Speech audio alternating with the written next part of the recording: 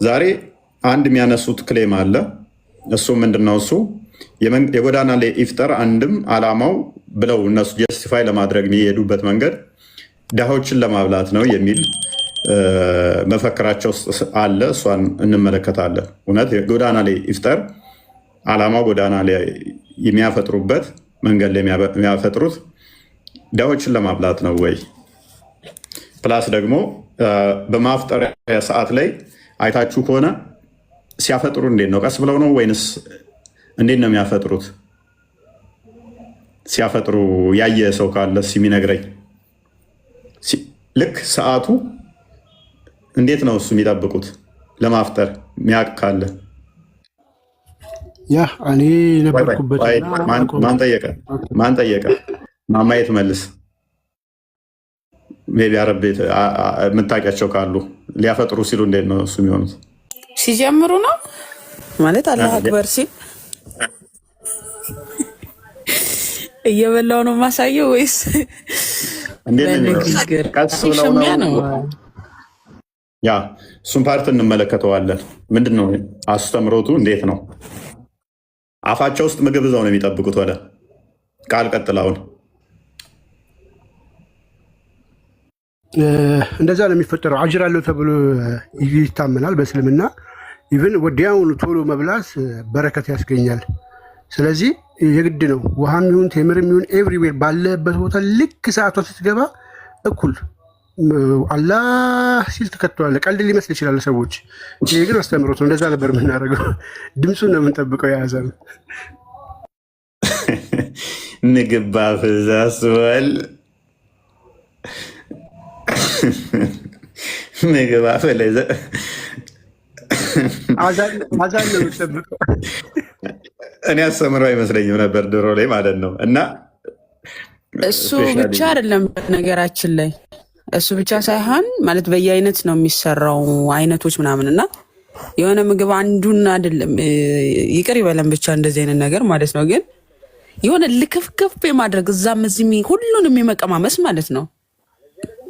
ከዛ ግን አይጨርሱትም እኮ ብቻ ግን የመለካከፍ አይነት ማለት ነው። እንግዲህ ሱስ አመል ነው እና እኔ ድሮ እንትን ይመስለኝ ነበረ፣ ዝም ብለው እርቧቸው እየተቻኮሉ ይመስለኝ ነበረ። ትንሽ ቆየት ማለት ትችላለህ። ቶፒኩን ትንሽ እንትን እንበለውና ከዛ ትጠይቅናለህ። አጭር ናት ጥያቄ። እሺ እኔ እጠብቃለሁ። ጥያቄ አጭር ነው። መጠበቅ ካለብኝ እጠብቃለሁ። ማቸኩይ ከሆነ ጠብቂን፣ ምቸኩይ ከሆነ ጠይቂሽ። እሺ አንድ ልጠይቅ። ትንሽ የልጆች እናትም ስለሆንኩኝ ልጠይቅና እንትን ላድርግ። አንደኛ ምንድነው እንደው ከሃይማኖት አንጻር ነብይ ማለት ምን ማለት ነው የሚለው ነገር እሱን ትንሽ እንደው ብታብራራልኝ። እኔም በራሴ ነብይ ማለት እንዲህ ነው የሚል በውስጥ የማስበው ነገር አለ። አንድ ሃይማኖት ነብይ ማለት ምን ማለት ነው የሚለውን ነገር ትንሽ ነገር ሃይላይት ብትሰጠኝ። እኛ አሁን የነብይን ግብራቸውን ነግረውሻል አይደለ? እግዚአብሔር በሰጣቸው በገለጠላቸው ወደፊት ያለውን የሚገልጹ ለህዝቡ የሚያስተምሩ የሚያስጠነቅቁ እንደሆኑ ተግባባን አይደለ? ያ እኛ አንድ ከእናንተ ጋር የምንለይበት አለ። የነብይነት ኮንሰፕት ላይ እናንተ ነቢያቶች ፐርፌክት ናቸው ብላችሁ ነው የምታምኑት። አብሶሉትሊ ፐርፌክት ናቸው፣ እንከን አልባ ናቸው ብላችሁ ነው የምታምኑት። ምንም አይነት እያንዳንዱ ድርጊቱ ትክክል ነው ብላችሁ ነው የምታምኑት። መሐመድ ከራሱ ስለማይናገር ማለት ነው አይደለ? እያንዳንዱ ወይ ነው። እኛ ግን ነቢያቶች ሊወድቁ ይችላሉ፣ which means ሊያጠፉ ይችላሉ፣ ሊቀጡ ይችላሉ። የተቀጡበትም ስላለ ማለት ነው። ስለዚህ እያንዳንዱ እነሱ ያደረጉት ሁሉ ትክክል ነው ብለን አናደርግም። እናንተ አሁን ከሽንት ቤት አገባብ እስከ ምግብ አበላል፣ ካተኛኝ እስከ አካሄድ መሐመድ ያደረገው ሁሉ ትክክል ነው ብላችሁ ስለምታምኑ ታደርጉታላችሁ አይደለም? እንደዛ ነው እና ይባላል እናንተ። እኛ ለምሳሌ ሰለሞን ካገባው እስከ አበላሉ ካተኛኙ እንደዚህ ብለን ብናደርገው አይሆንም። መልካሙ ፍሬያቸውን ግን አይተን መልካሙን ልንከተል እንችላለን። ሱና የሚለው እኛ ጋር አይመጣውም ማለት ነው። እንደናንተ ያለው እንትኑ አይመጣውም። በአዲስ ኪዳን እኛ ደግሞ በጸጋው ከፍ ያልን ስለሆን ሐዋርያት ላይ የተመሰረትነን። ሐዋርያቶቹ ለምሳሌ ራሳቸውን ለክርስቶስ ሙሉ ለሙሉ አሳልፈው የሰጡ ናቸው። እስከ ሞት ድረስ ማለት ነው። እሱን እንከተላለን። እስከ ሞት ድረስ ራሳቸውን አሳልፈው ራሳቸው እንደዚህ ገንዘብ እየተቀበሉ እንደዚህ አምሮባቸው ሱፍ ለብሰው እንደዚህ ቁጭ ብለው አይደለም፣ እየሰሩ ድንኳን እየሰፉ እያከሙ እንደዛ ነበረ ለምግባቸው የሚበሉት። ከሚያገለግሉት እንኳን ላለመቀበል ገንዘብ ማለት ነው። ያንን እንደ ሱና አድርገሽ ልትከተዩ ትችላለሽ። ግን እያንዳንዱ መሐመድ እንዳደረገው ከሽንት ቤት አገባብ እስከ አወጣት ድረስ ነው። እናንተ ጋር አለ ሱድ ነው ታቀማመጥ እስከ አተኛኝ። ይህንን የሰዎቹ ትክክል ነው ብላችሁ እናንተ ትከተሉታላችሁ። እንደ ሃይማኖትም ነው እሱ። ከቁርአኑ በላይ እንደውም እሱ ነው ሙስሊሞችን እዟቸው ያለው ማለት ነው። እኛ ጋር እንደዛ አይደለም።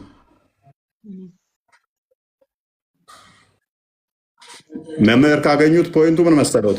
በእስልምናው ሱና ማለት መሐመድ ያደረጋቸው አሉ።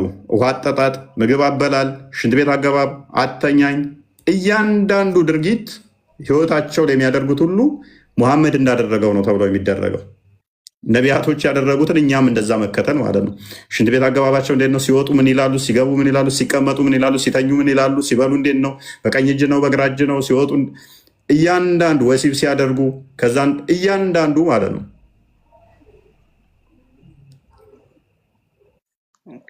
ይሄኛ ጋር እንደዛ የለም።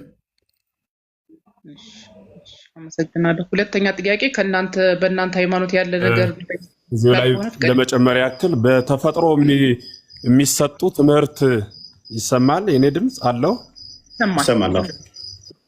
በተፈጥሮ የሚሰጡ ትምህርት የማያስፈልጋቸው ጉዳዮች አሉ። ከነዚህ መካከል አንዱ አበላል ራሱን የቻለ ስርዓት አለው፣ በመጽሐፍ ቅዱስ ይገለጻል። የሆነ ግለሰብ ያደረገውን ያንን ሳይሆን የሆነ ነቢይ ያደረገው ሳይሆን ስርዓቱ በራሱ በሰው ፊት ምላስክን አታጩህ እንዲያታደርግ በሲራክ የተገለጸው እሱ አለ። በዋናነት ግን ትልቁ መስመር ምንድነው? በተፈጥሮ የሚታደሉ ማለት ይሄ ምግብ ከመሶብ አንስቶ ወደ አፍ ማግባት ይሄ በትምህርት የሚሰጥ አይደለም። ምናልባት የተለየ አበላል ለማድረግ ዓለሙ የሚያወጣው ለትለት የግሉ ኮርስ ቢኖረውም በተፈጥሮ ያየነው ነው። ሰዓት በመሆኑ ማቃጠሉንም እንዲሁ በእሳትነቱ የምናውቀው ነው። ውሃ በውሃነቱ ሰውን መብላቱን ውሃ ይበላል ተብሎ ተምሮ ስልጠና ወስዶ አይደለም ሰው ውሃን የሚፈራው። ይሄ ሽንት ቤት አጠቃቀም ሰው ከህፃንነቱ ጀምሮ ኮርስ ወስዶ አይደለም ሽንት ቤት የሚጠቀመው።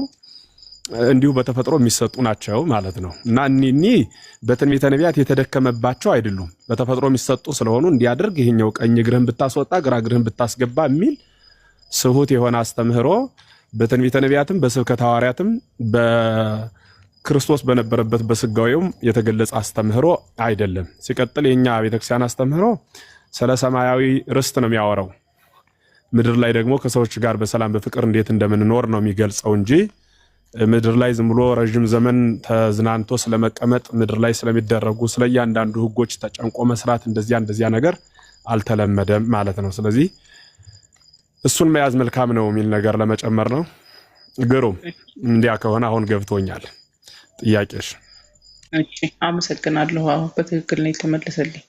ያ በደንብ እንትን ካልሹ። ስለዚህ እኛ ጋር ከሌ እንደዚህ ስለበላው ምናምን የሚል ሳይሆን መጽሐፈ ሲራክ ምዕራፍ 4 ላይ ምዕራፍ 37 ላይ እና ምዕራፍ 4 ላይ ታበላል ጋር ለምሳሌ ስርዓቶች ተቀምጠዋል። እንዲህ ብታደርጉ የሚያስቀይም ናቸው፣ እንደዚህ ባታደርጉ እንደዚህ የተሻሉ ናቸው የሚል ማለት ነው። ልክ እንደ አሁን ለምሳሌ መሐመድ እንዲህ ነው የበላው እንደዚህ ብላ ምናምን በሚለው ሳይሆን ከሽንት ቤት ጋር በተያዘ ዘዳግም ምዕራፍ 12 ላይ ቁጥር 12 አካባቢ ነው። መሬት ሽንት ቤት ቆፍረሽ አንድ ሰው ካካ ካለ በኋላ መሬት ቆፍሮ እንዲጠቀም አስቀድሞ የተነገራቸው አለ። ግን የሆነ ነቢዩ እንደዚህ አድርጓል ምናምን እያልን ሳይሆን አንዴ ነው እንትን ብለዋል። ከዛ በኋላ አንቺም እንትን የምትይው ነው። ለምሳሌ እጅሽን ቀድመሽ አትንከሪ፣ ምግብ ውስጥ አትስገብገብ ምናምን አንዴ እንትን ተሰጥቷል ነኝ እንጂ ከሌ አይስገበገብም ነበር እንደዚህ ምናምን ብለን እንትን የምንለው አይደለም። ትልቅ ቦታ ተሰጥቶት እንትን የሚባል አይደለም።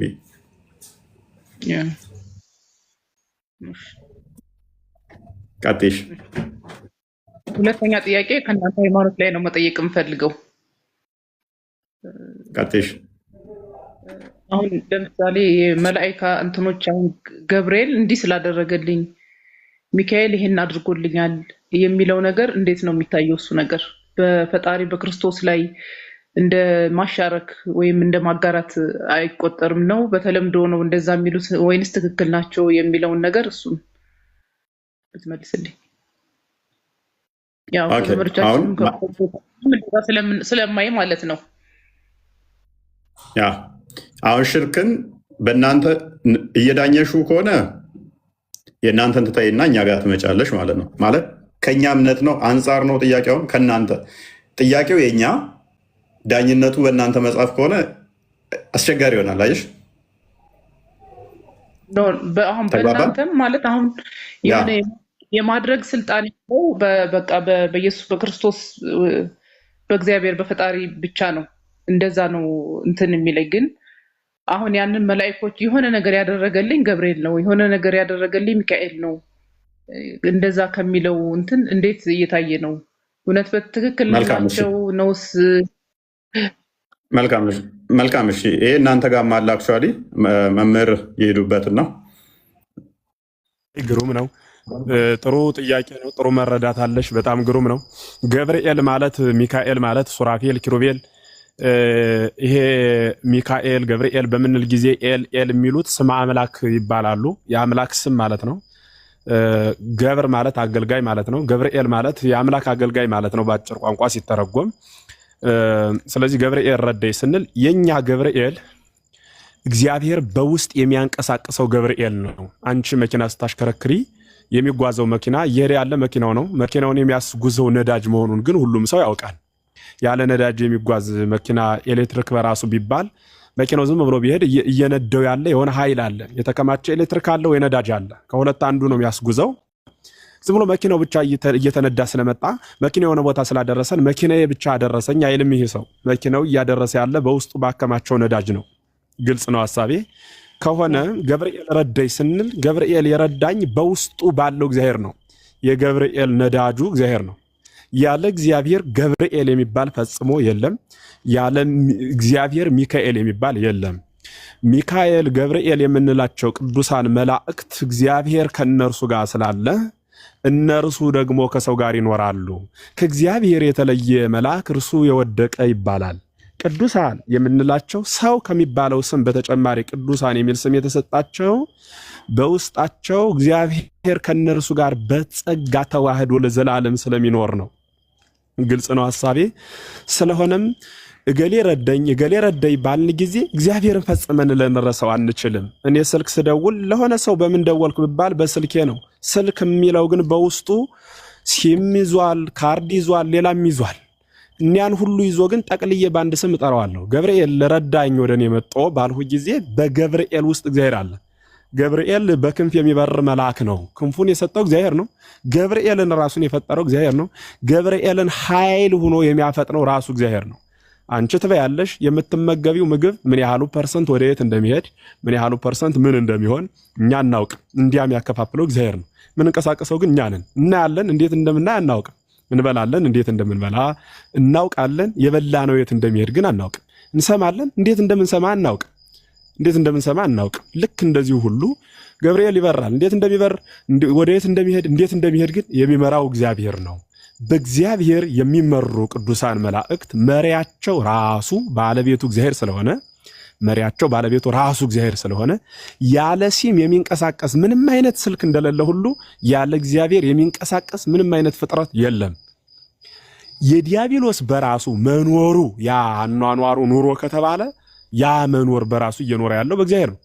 እግዚአብሔር የሌለበት ምንም አይነት ቦታ ስለሌለ እግዚአብሔር በሚኖርበት በየትኛውም አይነት ቦታ ሁሉ ያስቀመጣቸው ፍጥረት ከነርሱ ጋር ተለይቶ የሚኖር አምላክ የለም።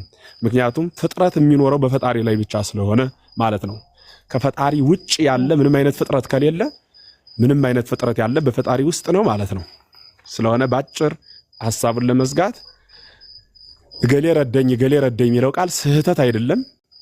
ስህተት ሊሆን የሚችለው ያ መልአክ የረዳኝ እግዚአብሔር ከእርሱ ጋር ሆኖ ነው ብሎ ማመን ግን ይጠይቃል። ስለዚህ የረዳን ለምሳሌ ስጋ እኔ አሁን የሆነን ሰው ስረዳው ስጋው ረዳኝ ብሎ ስጋዬን ብቻ ገንጥሎ ማየት የለበትም። ያንቀሳቀሰች ነፍስ አለች በውስጤ።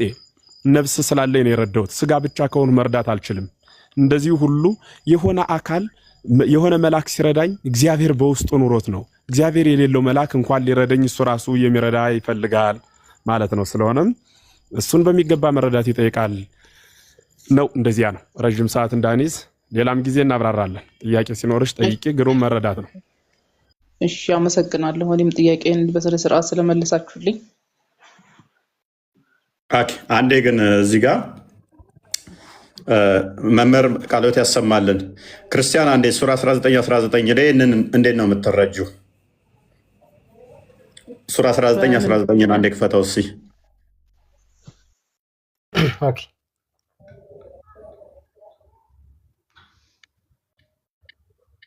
እስኪ አንብብልኝ። ለሜሬም የተገለጠላት ማን ነበረ እንድትጸንስ? ጅብሪል ነው ባልሳሳት። ያ እንደዚህ ይላል፣ እኔ ንጹሕ ልጅን ልሰጥሽ የጌታሽ መልእክተኛ ነኝ አለ። ልሰጥሽ ያላት ማን ነው?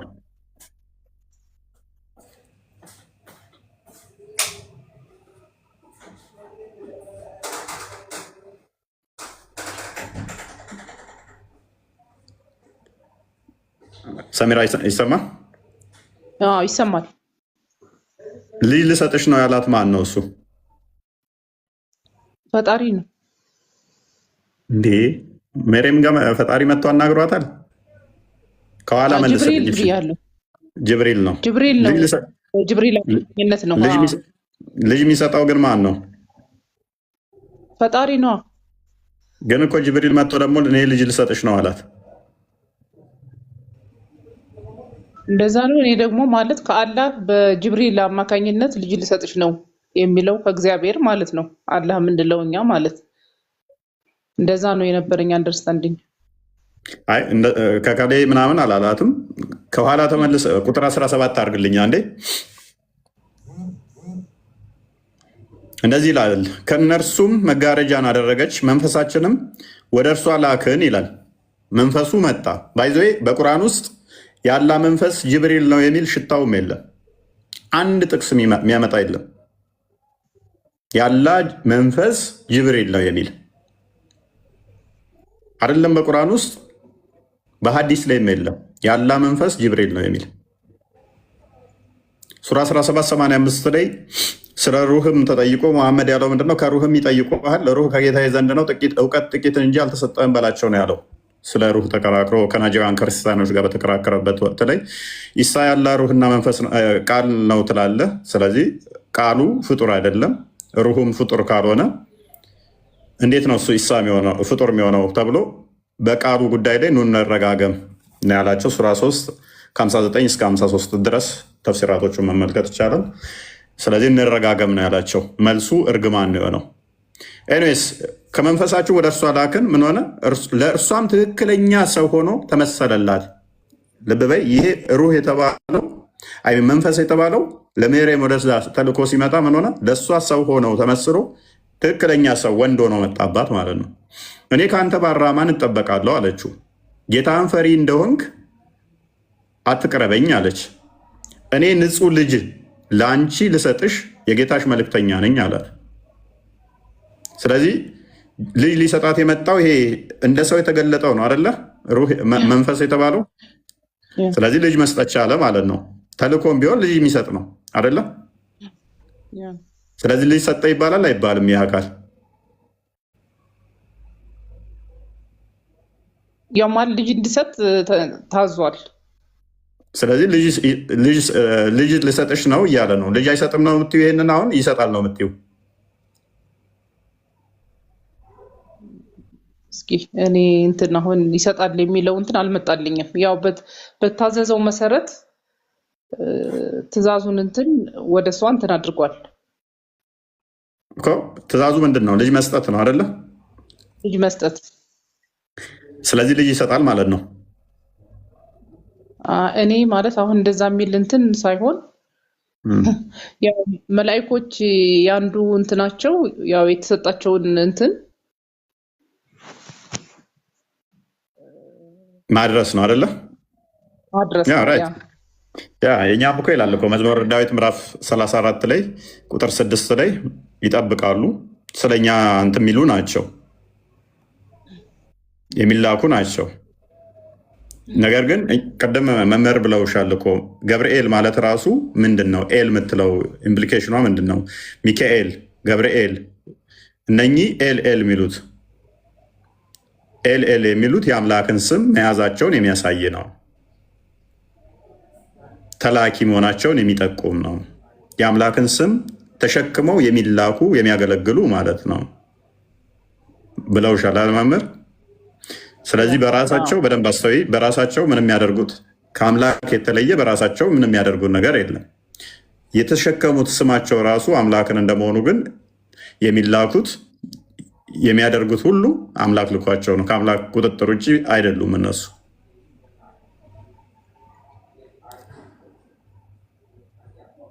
ግልጽ አይደለም? ግልጽ ነው። ካልገባልሽ በደንብ ይጥራልሽ፣ በደንብ ጠይቂ። መዝሙር ያሬድ ይሄዱበታል ካልገባሽ። ግልጽ ነው። ሌላ ጊዜ ደግሞ እንደዚህ እንትን አድርጌ ጥያቄ ጠይቃለሁኝ። አመሰግናለሁ። በስራ ስለተመሰልኝ አመሰግናለሁ። እፎይ አንዴ የነቢያቱን ነገር አንድ ነገር ጨምርላትና ከመውጣት በፊት አንዴ ሰመሪ ብሰጣት ይቅርታና እህት አለም በጣም መጀመሪያ ስለ እርጋታሽ፣ ስለ ጠያቂነትሽ፣ ስለ አስተዋይነትሽ በጣም እናመሰግናለን። በርቺ፣ መርምሪ፣ ጠይቂ፣ ኢንካሬጅ እናደርጋለን። በጣም በተለይ እህቶች ብዙ ጸጋ እንዳላችሁ እናምናለን። ብዙ ጥበብ፣ ብዙ ኃይል፣ ብዙ ማስተዋል ጊዜ እንደሰጣችሁ ስለምናምን ተጠቀሚበት እሱን ስጦታሽን። ነቢያትን በተመለከተ ጥቂት ነገር ልንገርሽ። በኦርቶዶክሳዊ ተዋሕዶ ቤተክርስቲያናችን ስለ ነቢያት ያለንን ትምህርት ጥቂት ነገር ልግለጽልሽ። ነቢያት በአጭሩ ቅድም መምህርም ነግረውሻል። ነቢያቱ አበይት ነቢያትና ደቂቀ ነቢያቱ ላይ እንከፍላቸዋለን። ኦኬ፣ አበይት ነቢያት ማለት ያ ነቢያት ዋናዎች ብለን የምንላቸዋሉ። ደግሞ ደቂቀ ነቢያት ደግሞ ስን ደግሞ ከዋኖቹ ደግሞ በጥቂት ያነሱ ስን በምንድን ነው? በሰሩት ስራ፣ በተሰጣቸው ጸጋ፣ እግዚአብሔር በጠራቸው ጥሪ አይነት ማለት ነው። ኦኬ፣ ዋናዎቹ ነቢያት የምንላቸው 4 ናቸው። ኢሳያስ፣ ኤርሚያስ፣ ሕዝቅኤል እና ዳንኤል ናቸው። እነዚህ 4ቱ ዋና ነቢያት ይባላሉ፣ ወይም የነቢያቶች ዋና ይባላሉ። ለምን የነቢያቶች ዋና ናቸው? አንደኛ ከተሰጣቸው የትንቢት ጸጋ አንጻር፣ ከነገሩን መልእክት አንጻር፣ እግዚአብሔር ከሰጣቸው የትንቢት የመናገር ከመልእክታቸው ክብደት አንጻር ዋና ይባላሉ ማለት ነው። ኦኬ፣ ለምሳሌ ኢሳያስ ስለ ጌታችን ኢየሱስ ክርስቶስ በሚገባ ብዙ ነገር ጽፎልናል። ኤርሚያስም ብዙ ትንቢት፣ በጣም ብዙ ትላልቅ ትንቢቶችን ነግሮናል። ሕዝቅኤልም እንደዛው፣ ዳንኤልም እንደዛው ማለት ነው። ዝርዝሩን ፎሎ አርገሽን በፊት ወደ ኋላ ስንገናኝ መናገር እንችላለን። ከዛ ደግሞ ደቂቀ ነቢያት የሚባሉ አሉ። ለምሳሌ እነ ሆሴ፣ አሞጽ፣ ሚኪያስ፣ ኢዩኤል፣ አብድዩ፣ ዮናስ፣ ናሆም፣ እምባቆም፣ ሶፈንያስ፣ ሐጌ፣ ዘካርያስ፣ ሚልኪያስ እነዚህ ሁሉ ማለታቸው ሰው። እነዚህ ደግሞ ደቂቀ ነቢያት ይባላሉ ማለት ነው። ስለዚህ አበይትና ደቂቀ ነቢያት እንዳሉ እንዳትረሽ። ስለዚህ ጠቅላላ ስንት ሆኖ ማለት ነው? አይ ቲንክ ስንቆጥራቸው 4ቱ ነቢያት እና 12ቱ ደቂቀ ነቢያት፣ እነዚህ ጠቅላላ ትይዣቸዋለች። ከዛ ደግሞ አበይትና ደቂቀ የሚልናቸውን ደግሞ በስራቸው በተገለጠላቸው በሚናገሩት ትንቢት አይነት በሚጽፉት በመልእክታቸው አበይትና ደቂቀ ነቢያት ብለን አስቀመጥን ማለት ነው። የነቢያትን ጥቂት ነገር ልንገርሽ። አንደኛ ስለኛ ስለ ህዝቡ የሚጸልዩ ናቸው። ኦኬ፣ ህዝቡ ስለ ህዝቡ የሚጸልዩ ናቸው። ነቢያት ስለ ህዝቡ ይጸልያሉ፣ ወደ እግዚአብሔር ምልጃን ጸሎትን ያቀርባሉ። ዘፍጥረት 20 ቁጥር 7 ላይ ሄደሽው፣ ዘፍጥረት 20 ቁጥር 7 ላይ በማቴዎስ ወንጌል ምዕራፍ 10 ቁጥር 41 ላይ ደግሞ ነቢያትን ማክበር፣ ነቢያትን ማሰብ በረከት እንደሚያሰጠን በረከት እናገኝባቸዋለን ብለን ደግሞ እናምናለን። ስለዚህ ማቴዎስ ወንጌል ምዕራፍ 10 ቁጥር 41 ላይ ይሄንን በደንብ አድርጎ ያስቀምጣል ማለት ነው። እግዚአብሔር ካመጣው ቁጣ ህዝቡ እንዲድን መልእክት የሚያስተላልፉ ናቸው። እግዚአብሔር ካመጣው ምሕረት ደግሞ ምሕረቱን ሰጥቷል። እግዚአብሔር ታርቋቸዋል ያለው ደግሞ ከእግዚአብሔር ዘንድ መልእክትን የሚሰጡ ናቸው። የእግዚአብሔርን ቁጣን ደግሞ እግዚአብሔር ሊቀስ ነው ሊቆጣ ነው ብለው የሚናገሩ ናቸው ማለት ነው ነቢያት። እና ወንድ ነቢያት የተነገርኩሽ፣ በክርስትናው ደግሞ ሴት ነቢያት ደግሞ ነበሩ። ሴት ነቢያቶች ደግሞ አሉ። ለምሳሌ የሙሴ እህት ማርያም ነቢይ ናት። ዲቦራ የምትባል ነቢይ ያለችን፣ ህልዳና የምትባል ነቢይ ያለችን፣ ሀና የምትባል ነቢይ ያለችን ማለት ነው። እና ሴት ነቢያቶች ራሱ በመጽሐፍ ቅዱሳችን አሉ። እና ሴቶች ራሱ በደንብ አድርገው የተከበሩ ናቸው። በእኛ በክርስትናው ራሱ የሴት ነቢያትም የነበሩበት ጊዜ አለ ማለት ነው። እና ነቢያት ስንል ለወንድ ብቻ የሰጠነው አይደለም፣ ሴት ነቢያቶችም እንዳሉ በመጽሐፍ ቅዱስ እንድታስተዊ ነው። ዝርዝር ነገሩን ግን በሌላ ቀን ተገናኝተን እናወራለን። እግዚአብሔር ይስጥልኝ። እፎይ። እሺ፣ ቃልዎት ያሰማልን። የሆነ ድምፅ ሰማሁ።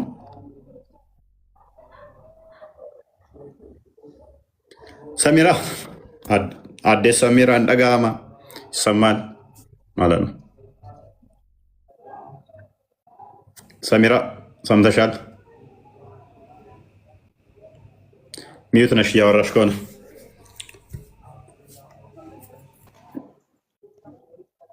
አይሰማም? አሁን ይሰማል። ኦኬ፣ ጥያቄሽ ተመልሷል ይመስለኛል። ወደ ሌሎች እንለፍ። እሺ፣ አመሰግናለሁ። እሺ፣ ባለፈው ስለሄድንብሽ ኦፌንድ ካደረገች ሶሪ። ያው አንተ ማለት እኔ ብዙም እንትን የለኝም፣ ችግር የለውም፣ ያጋጥማል፣ ችግር የለም። ያ እኛም ደግሞ ስማችን ምክንያቱም እንትን ስለሆነ እንደዛ ብሎ ሲለቅ የክርስቲያኖች ድራማ ተብሎ ስለተለቀቀ አንቺ ሙስሊም መሆንሽም ማሳየት ግዴታችን ስለሆነ ነው። እኔ ከዛ በላይ አንደኛ መጀመሪያም ላይ ጥያቄን ልጁ ሊያዳምጠኝ አልቻለም። እኔም ሰዎች ፑሽ አድርገው ነው ሊመልስልሽ ይችላል ብሎ ፈርዘር በደንብ ያስተምረኛል፣ በደንብ ያሳምነኛል። እንደውም እዚህ እናንተ ጋር ያልጠየኳቸው ጥያቄ እሱን ብዙ ልጠይቀው ያሰብኩት እንትን ነበረ። ሲጀመር ዋቴቨር አሁን በክርስትና እንትን ውስጥ እኔ ሙስሊም ነኝ ገብቼ ጠየቅኩኝ። በሙስሊምም ቢሆን ክርስቲያኑ ገብቶ ማስተማር ነው መማማር ነው እንጂ ሙስሊም ክርስቲያን ስለሆንሽ ምናምን አያችኋት ቅሌቷ አያችኋት እንትን እኔ በጣም ኦፌንድ ስላደረገኝ ነው እንደገና በሁለተኛ በሶስተኛ አካውንት ገብቼ እንትን ለማለት ሞከርኩኝ፣ ግን አልተሳካም። ጌታ ይርዳሽ፣ በርቺ። ጥያቄ ካሉሽ ሌላ ጊዜ እናስተናግድሻለን። መዝሙር ያሬድን ፎሎ አድርጊያቸውና እሳቸው እንትን ይሉሻል። ሞሮፍ ኦኬ። እፎይታ 7 እፎይታ 7 ክርስቲያን ነህ? አይሰማም? ትሰማለህ? አዎ ክርስቲያን ነኝ። ኦኬ፣ ምን እንታዘዝ? እንትን ነበረ የሆነ 100,000 የነበረው አካውንት ነበረኝ በል እና ካየው የሆነ አዲስ ፌስቡክ ላይ የተለጠፈ አይቼ ነበረ በኤአይ የሰራሁት ምናምን አንተ ፔጅ ላይ ነው ያየሁት እና የሆነ ከኮመንት ግለጹልኝ የሚል ጽሑፍ እና እኔ ነበርኩ በኤአይ ጀነሬት ማረጋቸው።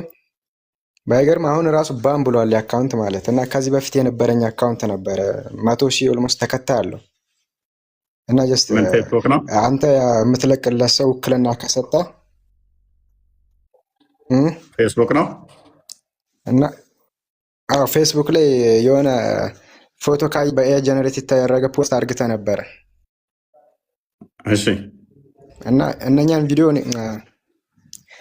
ምንድነው እኔ ነበርኩ ጀነሬት ማረጋቸው እና ፎቶ ይወስዳል ነው የሆነ እሺ፣ እንደዛ ሳይሆን ነው።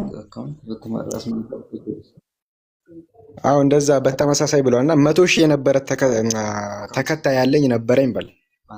እሺ፣ እና ውክልና የሚሰጥት ሆነ ጀስት አካውንት ይፈታል ምናምን የሚል መልእክት አይቼ ነበረ እና ከተፈታ እንኳን ጀስት ለእኔ ባይሆን እንኳን ለአንተ ይጠቅማል ብዬ አስባለሁ። እና በዛው ምን ትላለህ? እንዴት እንደተዘጋም አላውቅም። እኔ 1,000 ተከታይ ነው ያለኝ ፌስቡክ ላይ። እኔ በቅርብ ነው ወደ ፌስቡክም የመጣሁት።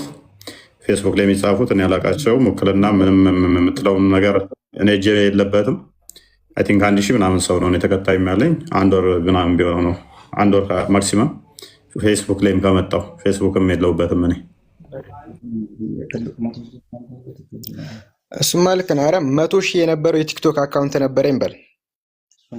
ኦኬ፣ ቲክቶክ ነው ባኔ ነው ማህበረሰቡን የሚጥስ ነገር አንድ ቀን ቲክቶክ ነው ወይንስ ፌስቡክ ነው? ቲክቶክ ላይ ያለ አለ 100,000 ተከታይ። ኦኬ፣ ቲክቶክ 100,000 አለ፣ ፌስቡክ 100,000 አለ። አንተ እኮ እና ምን እሺ፣ አሁን ምን ልርዳ?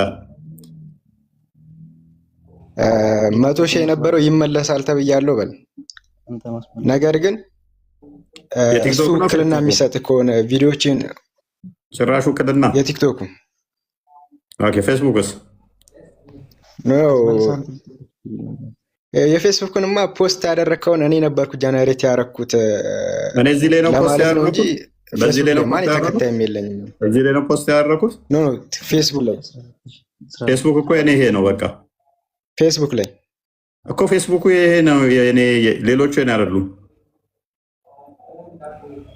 እኔ አይደለሁም ፖስት ማድረገው። በቃ ያ 14000 የኔ አይደለም፣ 14000 አይደለም፣ 1000 ነው የኔ አይደሉም። እንደኛ እኔስ በውስጥ አወራኝ። በቃ የምታያቸው ፌስቡክ ላይ የሚለቀቁት የኔ አካውንቶች አሉ። የኔ 1000 አካውንት 1000 ነው ፎሎወሩ። በቃ እሺ፣ በቴሌግራም አወራለሁ። ኦኬ እሺ። ኤኒዌይስ የኔ 1000 ምናምን ነው። ገና 1400 ነው። ሶ 100,000 ፌስቡክ ላይ ባን ሆነ፣ ቲክቶክ ላይ 100,000 ባን ሆነ፣ ማውቀው ነገር የለም ማለት ነው። በእኔ ስሞች ብዙ የተከፈቱ አካውንቶች ስላሉ ማለት ነው። ሰው እኔን አይወክሉም። ኤኒዌይስ ወደ ክርስቲያን እንትን አናል ከቶፒኩም ስለራቅን ጠፋብኝ ነበር። ከቶፒካችን በጣም ራቅን። ወደ ቶፒካችን እንመለስ። ያው እስካሁን ጥያቄዎችን ነበር ስናስተናግድ የነበረው ኦልሞስት ለ1 ሰዓት ያክል ማለት ነው። አሁን ወደ ዛሬው ወደ ዕለታዊ ፕሮግራማችን እንመለስ እና እንግዲህ ከአመጋገብ ጋር በተያያዘ ነው። ስፔሻሊ ረመዳን እንደመሆኑ ደግሞ እስልምናው ደግሞ አጥብቆ ክርስቲያኖችን የሚተችበት መሐመድ ማለት ነው አንዱ አመጋገብን በተመለከተ ነው። እውነት ሙስሊሞች ይህንን የመተቸት ሞራል አላችሁ ወይ የሚለውን ዛሬ የምንመለከት ይሆናል። በዚሁ ግን አትሊስት የገባው ልጅ እኔ ያስገባው ስምህን ቀየር ልልህ ነበረ። ተመሳሳይ ስም አትጠቀሙ። እንደዚህ ተመሳሳይ ስም አትጠቀሙ። ሰርች አድርገህ ግን አይተህ ታውቃለህ? እፎይ እስኪ እፎይ ብለህ ሰርች አድርግ። ጌታ ኢየሱስ እንዳለ እኮ እፎይ ነው። እኔ ኢቨን የሆነ ነገር ልሰራ ስል ታግ ላረገው ብዬ በቃ ስለሚጠፋብኝ ትውትን አንድ ታግ አላረገው። አንደኛው ሸጥኩት አለኝ 100 ምናምን ሺህ ገባና፣ አንደኛውማ ለምኜ ምን ያደርጋል በእኔ ስም አድርጎ ፕሮፋይል አስቀምጦ ባንክ አካውንት አስቀምጧል። ምንም እኮ አልገባም ይለኛል። ኧረ እባክህ አልገባም እኮ። ኤኒዌይስ ሀቢብ በተቻላችሁ መጠን የሰው ስም አትጠቀሙ። እንኳን ደህና መጣ። ሙስሊም ነህ? መልካም። በረመዳን ወቅት ላይ ስታፈጥሩ ቶሎ የምበሉበት ምክንያት ለምንድን ነው? ማለት ቶሎ የምበሉበት ምክንያት አይተህ ከሆነ ልክ ልታፈጥሩ ስትሉ ቶሎ ብላችሁ ነው ምግብ የምትበሉት አይደለ? ሲጀመር ቶሎ ብለን ምግብ አንበላም። አዛን ካልተባለ ምንም አይነት ምግብ አበላም። ልክ አዛን እንደተባለ ቶሎ ብለው የሚበሉበት ምክንያት ምንድን ነው? እና የጾመች ቀኑ ሙሉ የጾመች ነፍስ እንዴት ነው ምግብ ሳታገኝ እንዴት እንቅስቃሴ ትጀምራለች? አላህ የቱ ጋር መቼ ነው በደንብ የሚደሰትብህና የሚሰማ? ቀን ስትጾም ነው ወይስ ምግብ ስትበላ? አይገናኝም ማለት ነው። ማለት ምግቡን በላው ያው የጾም ከሆነ ያህል እንትን እንትን ነው ገባለ እኮ የጾም ከሆነ ያህል ነው። ልክ በጾም ሰዓት ላይ ነው ፈጣሪህ በደንብ የሚሰማ ወይንስ ምግብ ስትበላ የሚሰማ? ሲጀመር ፈጣሪ ይኸውልህ ልንገርህ አይደለ እንደ እምነትህ እንደ አማኝነትህ ነው እንጂ ከበላ የሚሰማ እንትን የለ። ሳበላ ስቀር ደግሞ ማይሰማ እንትን ፈጣሪ አለ። ከምግብ ጋር የሚወዳደር አይነት ነገር አለ። ኦኬ። የዛን ሰዓት ግን ስትበላ ምናምን ነገር ምግብ ለሌላው መስጠት ትችላለህ? ኢብራሂም ይታል። በዛን ሰዓት ላይ እንመጣበታለን። አሁን ያነሳሁትን ስትበላ ሳትበላ የሚባል የለም በፈጣሪ ዘንድ ላልከው እንመጣበታለን። በዛን ሰዓትስ አማኝ ላልሆነ ምግብ መስጠት ትችላለህ?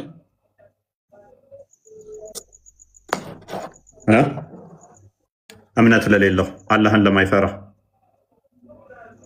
እንደዚህ አይነት ሰው እንዴት ይሰጣል? ሲጀምር ምግብ። ስለዚህ አማኝ ላልሆነ ሰው ምግብ አትሰጥም ማለት ነው። አማኝ ላልሆነ ሰው እንደም ሳይሆን ማለት ነው። እንደኛው ጾሞ አላህ ሲገዛ ዋለ ሰው ብታስፈጥር ይላል በእኛ እምነት ማለት ነው። ትልቅ አጅር አለው። ለምሳሌ ለኔ ቢሆን አንደኛ ለአንተም ቢሆን ምንም ችግር የለውም፣ ግን እምነታችን አንድ አይደለም። ገባ አይደለ? አንተም መስጠት ትችላለህ ወይ? መስጠት ትችላለህ? ሜቢ ይኸውልህ አዳምጠኝ። ተሸውጄ ሜቢ እምነትን ላላቅ ጾመኛ ነኝ ብለህ አስቤ ልሰጥ እችላለሁ። ገባ አይደለ? እምነትን እያወቅኩ ግን አልሰጥም። ቁርአን የሚያስተምረኝ ይሄ ነው።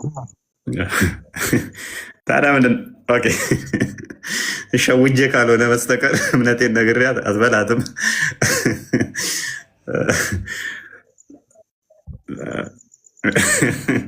ታዲያ ደግሞ የምትሰክሱን መንገድ ላይ የምናፈጥረው ልናበላችሁ ነው ብላችሁ እዚህ ጋ ነው እኮ የተሸወርከው። እዚህ ጋ ነው የተሸወርከው። ምንድን ነው የተሸወርኩት? መንገድ ላይ ብናፈጥረው እናንተ እንድበሉ ነው ምናምን የምትሉት ስታዲያ ሳክስ ነው ማለት ነው። ሳክስ መሆን ሳን ሲጀመር የኢትዮጵያ መስተጋብር ነው። ክርስቲያንና ሙስሊም አብሮ ተቻችሎ ስንት ዓመት የኖረው እምነት ነው። ገባ ነው ነው ምግብ ማብላቱ ነው። አዳምጠኛ ቆይ መጀመሪያ ካልሰጥህም አልከኝ። እምነትህን አውቄ ከሆነ አልሰጥህም አልከኝ። አንተ ሌላ ማኝ መሆንህን አውቀህ ከሆነ አይሰጥህም፣ እንደ እምነቴ አይፈቀድም አልከኝ። ግን እንደዛ ከሆነ ለጉራ ነው እንደ መንገድ ላይ እንዲሁ ለማሳየት ቀጥልሽ። ለጉራ አይደለም። እሺ ቀጥል። አንተ ለምሳሌ አሁን ማለት ነው ጥያቄ አልጠይቅም። ፎር ኤግዛምፕል እሺ ለራሴው ላድርጎ ያንን ኤግዛምፕል ማለት ነው። በላሁኝ፣ ጠገብኩኝ፣ በቃ መብላት ያለብኝን ሆዴ ተቀብሏል አይደለ? ልክ የተረፈኝን ለሰው አውጥቼ ብሰጥ ምን ችግር አለው? ያንዶም እኮ ለኔ አጅር ነው የሚጻፈው። ገባ አይደለ? እኔ ስራ አጅሮ ጠየቁ እኮ ሀቢብ። አይ ለዚህ ሰው ይሄ ሰው ጴንጤ ነው አልሰጠውም ማለት ነው፣ ይሄ ሰው ክርስቲያን ነው አልሰጠውም አይደለም። ገባ አይደለ? አይቻልም እኮ አንተ ነህ እኮ ያልከኝ አለ። ቅድሚያ አይቻልም ነው ያልከኝ። ጥያቄ ምንድን ነው ያልኩህ? እኔ ሙስሊም ላልሆነ ትሰጣለህ ወይ? ስለ ሙስሊም ለሆነው እናስፈጥራለን። ሙስሊም ካልሆነ ግን ቆይ አዳምጠኝ፣ ሀጅር ያስገኘናል ማስፈጠራችን። እሱ ቆይ አዳምጠኝ፣ አደረበኝ። ሙስሊም ለሆነው ለጿሚው ካስፈጠርን ጾሙ ሲፈታ ካበላ ነው ሀጅር እናገኛለን። ሙስሊም ካልሆነ ግን ቆይ ሙስሊም ካልሆነ ሸውደኸኝ ልበላ ትችላለህ፣ እያወቅኩ ግን አይሰጥህም ነው ያልከኝ አይደለ? አዎ አስተምሮ ነው እኮ። ስለዚህ አስተምሮቱ ነው እንጂ ያንተን ፍትሐዊነት ያንተን አዛኝነት አይደለም እኛ የምንፈልገው፣ እንዳስተምሮቱ ነው እኛ መንቀሳቀስ የምንፈልገው።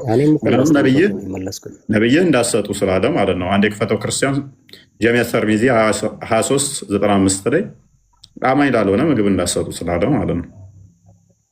በቃ አልኩ እኮ ከአስተምሮት ውጭ ምንም እኮ የሚተላለፍ ሌላ ነገር የለም። እንደ ኢትዮጵያዊነት ምናምን ብለህ እንትን ስትል እኮ ነው ሌላኛው እንትን ውስጥ የገባ ነው። ኤኒዌይስ አንድ ያንበበው ክርስቲያን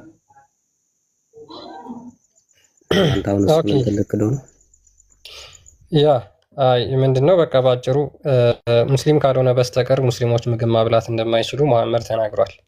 ጃሚዓ ተርሚዚ 2395 ላይ አቡ ሳይድ አልኩሪ አቡ ሳይድ እንደተረከው ያላህ መልእክተኛ እንደዚህ ያለ ይላል፣ ዶንት አካምፓኒ ኤክሰፕት ኤ ቢሊቨር፣ አማኞችን ካልሆነ ጓደኞች አትሁኑ አለ። ኤንድ ዶንት ሰርቭ ዩር ፉድስ ኤክሰፕት ዋን ዊዝ ተቋ፣ የሚፈራ ካልሆነ አምላክን የሚፈራ ካልሆነ ደግሞ ምግብ አታቅርቡለት፣ ምግባችሁን አትስጡት ይላል። ስለዚህ ለአንድ ክርስቲያን ማለትም ሙስሊም ላልሆነ አካል ማቅረብ አትችሉም ማለት ነው በሃይማኖታችሁ።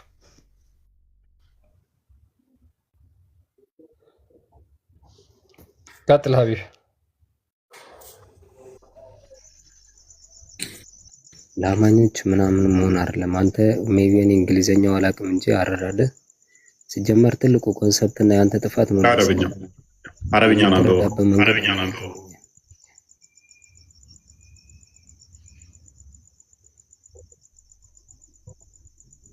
አንብበው ያሰመርኩበት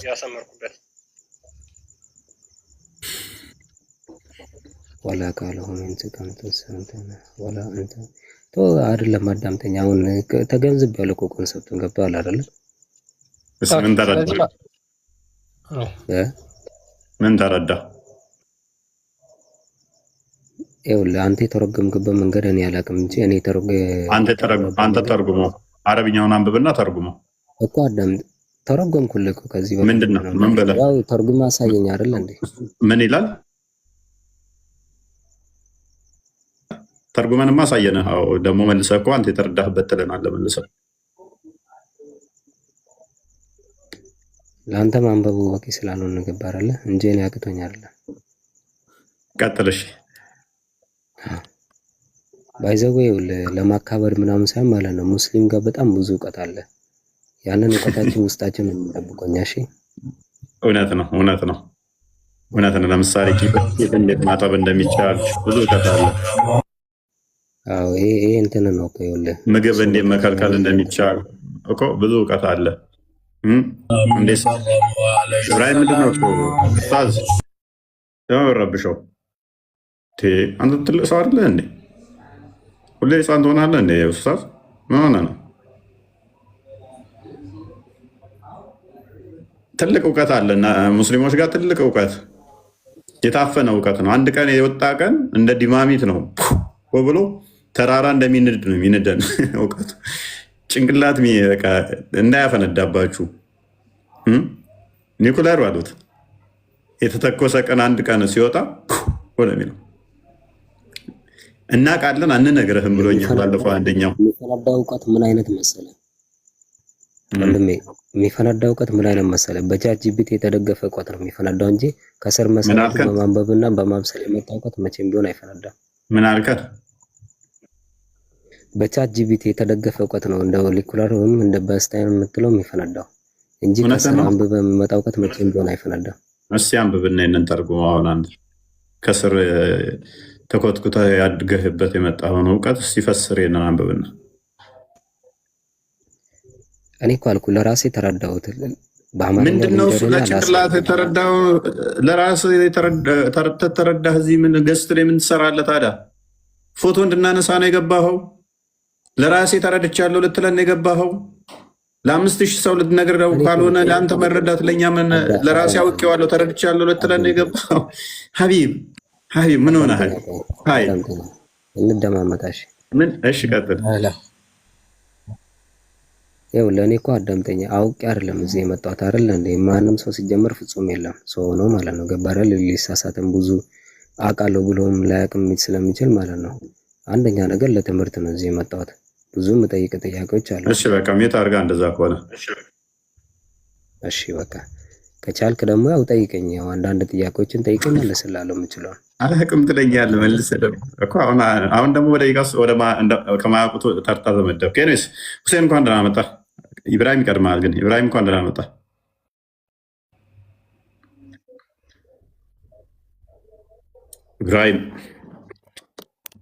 ኢብራሂም ይኸውልህ መንዙማን ዘግተህ ነው የምታወራው፣ አለበለዚያ አስወርድሃለሁ።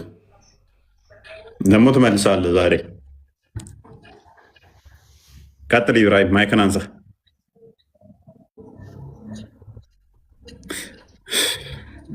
ሁሴን ቀጥልሽ።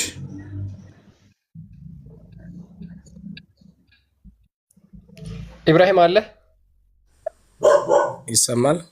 ኦኬ ቀጥል። ይሰማል። አንተ ላይ ከውሻ ራቅ ብያለሁ ሁሴን። እሺ የጎረቤት ውሻ ነው ትንሽ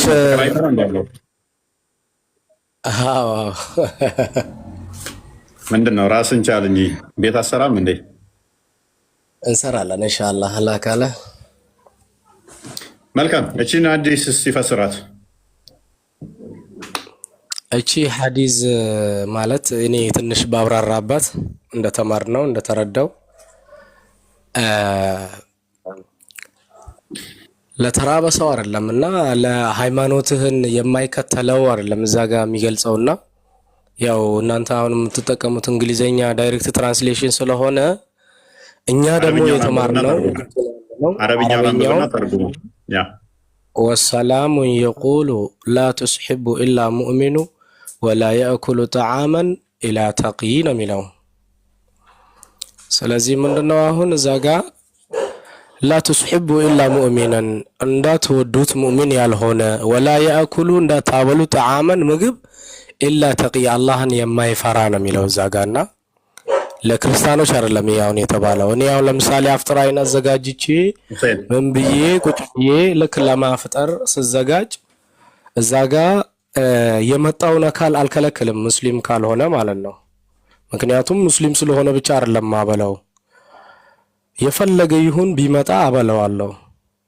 ምክንያቱም ማበላቴ ሁሴን ሙስሊምም ክርስቲያንም ቢሆን ሁሴን ያው አንተም እኮ ወዬ እኔ አላህንና መሐመድን የሚፈሩ ወይንም ደግሞ የሚያከብሩ ናቸው ከሚባሉት ውስጥ ነኝ አይደለህም።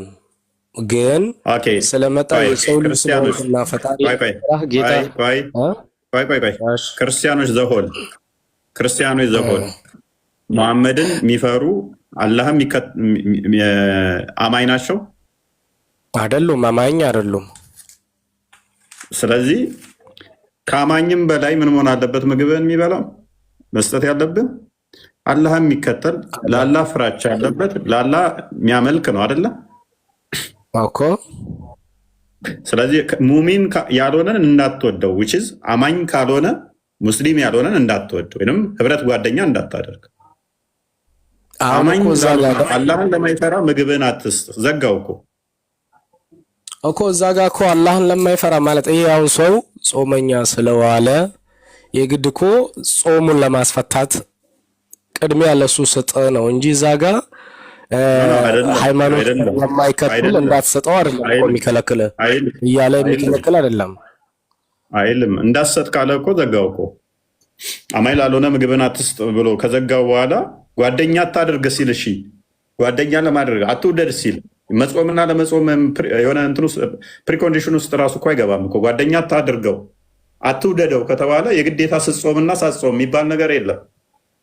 አሁን እኮ የጋራ እዛ ጋ እኮ የሚገልጸው ምን መሰለህ እንደ አረዳዱ ነው እና እዛ ጋ የሚገልጸው የአብሮ መኖሩን ነው እንጂ እዛ ጋ የሃይማኖቱ ጉዳይ አይደለም። እዛ ጋ መናገር ያዘው እና አትውደደው ሲለው ነገ አይደለም አብሮ መኖር ይላል አዲሱ ላይ አይደለም። እዚህ ጋ እኮ ላ ቱስሒቡ እዚህ ጋ ፊት ለፊት እኮ አለ አይደለ እንዴ? ላ ቱስሒቡ ኢላ ሙእሚኑ ወላ ያእኩሉ ጠዓመን ኢላ ተቂይ ነው የሚለው እኮ። ስለዚህ ጓደኛ አታደርገው ወይንም ደግሞ አትውደደው አላህን ለማይከተል ለማይፈራ ለማያምን ምግብ አትስጠው። አሁን እዚህ ጋር እኮ የግድ እኮ አይደለም አንተን ያልተከተለህ አይደለም እዛ ጋር የሚገልጸው አያቱ እንደተረዳኸው ነው ይበልጥ። አሁን ለምሳሌ ጾመኛ ለዋለው አካልና ጾም ያለዋለው አካል ቅድሚያ የምሰጠው ጾም የዋለው ነው። ያ ነው እዛ ጋር የሚገልጸው። ምን እኮ ሙስሊም ሁሉ ሙሚን ነው አይደለ? ሙሚን ነው ማለት ሙሚን ነኝ። ቆይ እኔ ሙሚን ሆኖ እኮ የማይጾም ራሱ አለው። ያንን አሁን ካበላሁት እኮ ኃጢአት ነው የምጠይቀኝ ምገባው። ጎበዝ ሙስሊም ሆኖ ማብላትህ ኃጢአት የሚያስገባ ከሆነ እኔ እንዴት ልታበላ ትችላለህ ታዲያ? እንዴ እሱ ስላልጾመ ጾሙ ግዴታ ስለሆነበት ስላልጾመ ካበላው ትጠየቅበታለሁ። እኔንስ እኔም የባስኩ ነኝ ሙሚንም አይደለሁም። እኔ የመጀመሪያው አንተ ሙሚንም አይደለህም ስላልተከተልከው አይጠየቅም አንተን። ጎበዝ ሙሚን ካልሆንኩ ደግሞ ምንድን ነው የሚለው? የመጀመሪያው ሙሚን ያልሆነውን ምን አትበላው ነው የሚለው? ሙሚን ያልሆነውን አታብላው ነው የሚለው። ታዲያ እኔ ሙሚን ካልሆንኩ እንዴት ነው የምታበላኝ? አትወደኝም አታበላኝም። እዛ ጋር ባይዘው ይታረዳዱ ነው እንጂ እዛ ጋር እኮ ግልጽ አድርጎት እዛ ጋር ክርስቲያን ያለ እኮ የለም። አሁን እዛ ጋር ክርስቲያንን አታብሉ የሚል ሁሴን ክርስቲያን ነሰርሊ ስም መጠቀስ አይጠበቅበትም። ሙሚን አይደለሁም ሙሚን ካልሆንኩ አትወደደው ከተባልክ እኔ ሙሚን ካልሆንኩኝ አታብላው ሙሚን ያልሆነውም ካለ ዘጋኸው እኮ ራስህ። አንተ ምን እያልከኝ ነው መሰለህ ሁሴን የእኔ ስም እዛ ጋር እፎይ የሚል ስለሌለ እኔ እፎይ ሙስሊም አይደለም እፎይ ሙስሊም ነው የሚል አይነት ሙግት፣ ምክንያቱም እዛ ውስጥ ስላልተጻፈ የሚል አይነት ሙግት ውስጥ ነው የገባው። ኖ እንደዛ አይደለም። አይ ሙሚ የሚባሉት እናንተ ናችሁ። ሙሚ የምትባሉት ሙስሊሞች ናቸው። እንደዛ ማለት አይደለም። ያው አረዳዱ ነው እንትን የሚለውና ያው አረዳዱ ሳይሆን ሁሴን ግልጽ እኮ ነው ሲደረግ። ሙስሊሞች ለምሳሌ በአላህ ታምናላችሁ፣ በሙሐመድ ነብይነት ታምናላችሁ። ስለዚህ አላህን እያመለከ የሙሐመድ ነብይነት እየተቀበለ ለሱ ማብላት የማትችል ከሆነ ጭራሽ አላህን ደግሞ የእናንተን አላህ ለሱ ማብላት የማልችለው ለምን መሰለህ? እሱ ማብላት እችላለሁ፣ ግን ማብላት የማልችለው እሱ የተሰጠውን ትእዛዝ ስላልተወጣና ያንን ምግብ ስላልጾመ ጾመኛ ከሆነ እንዳው አጅር አለኝ። በእናንተማ እኮ ግዴታ አይደለም። ምክንያቱም ለኩም ዲነኩም ወሊየ ዲን የሚል አለ። እናንተም በሃይማኖታችሁ እኛም በሃይማኖታችን ይላል ሁሴን። ስለዚህ አንተ እዛ ጋር የምጠይቅበት ምክንያት የለህም። እሱ ሱራ 608 የምጠቅሰው ተሽሯል። እሱ ተሽሯል። አትጥቀሰው። አብርጌትድ የሆነ ጥቅስ አትጥቀስ።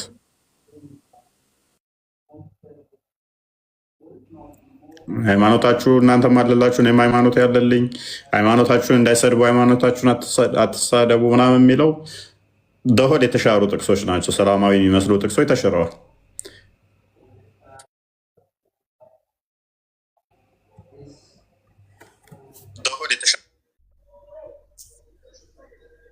ክርስቲያን ሄድበትሽ።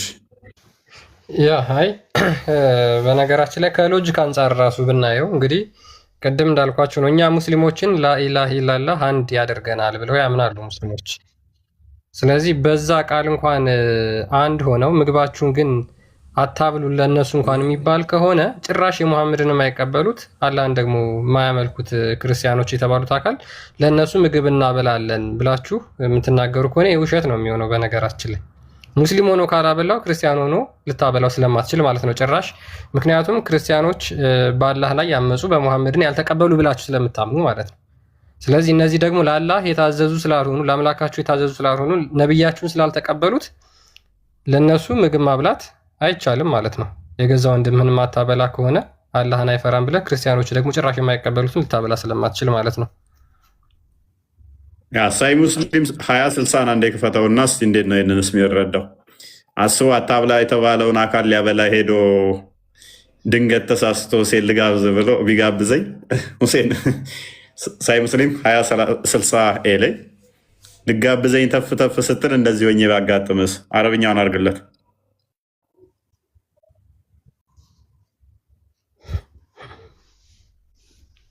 ዳኬ ቀጥል እስኪ ሁሴን።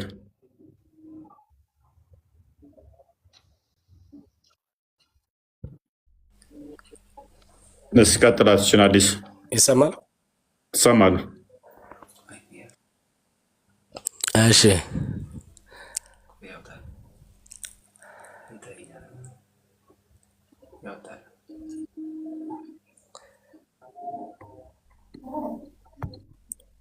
ፓውዝና ተመለስ።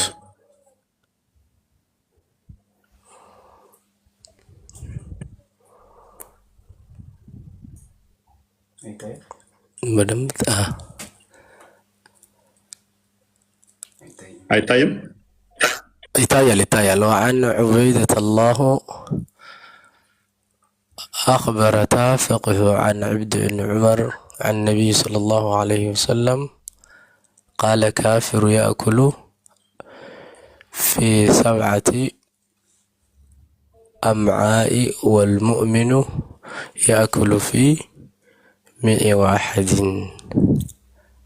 اوكي ምን ይላል ሁሴን?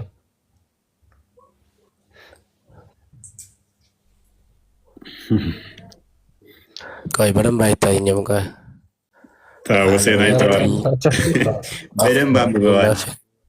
ዑመር እብን ዓብድ ነቢይ ሰለላሁ ዐለይሂ ወሰለም الكافر يأكل في 7 أمعاد والمؤمن يأكل في 101.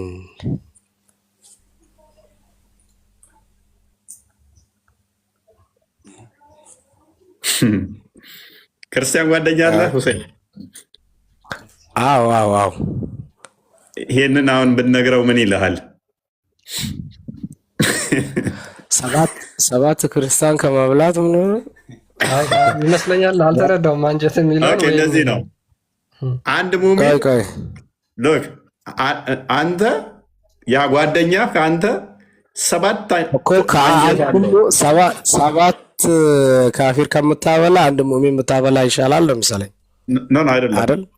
አይደለም። አንተ አንድ አንጀት ነው ያለህ፣ ያኛው ደግሞ 7 አንጀት ነው ያለው። which means ያንተን 7 እጥፍ ነው ይበላው። እሱ ሆዳም ነው።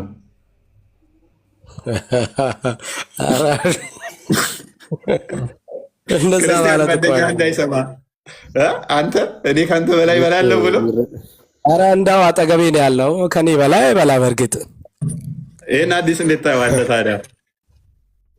ካፊር 7 አንጀት ነው ያለው፣ ሙሚን ደግሞ 1 አንጀት ነው ያለው።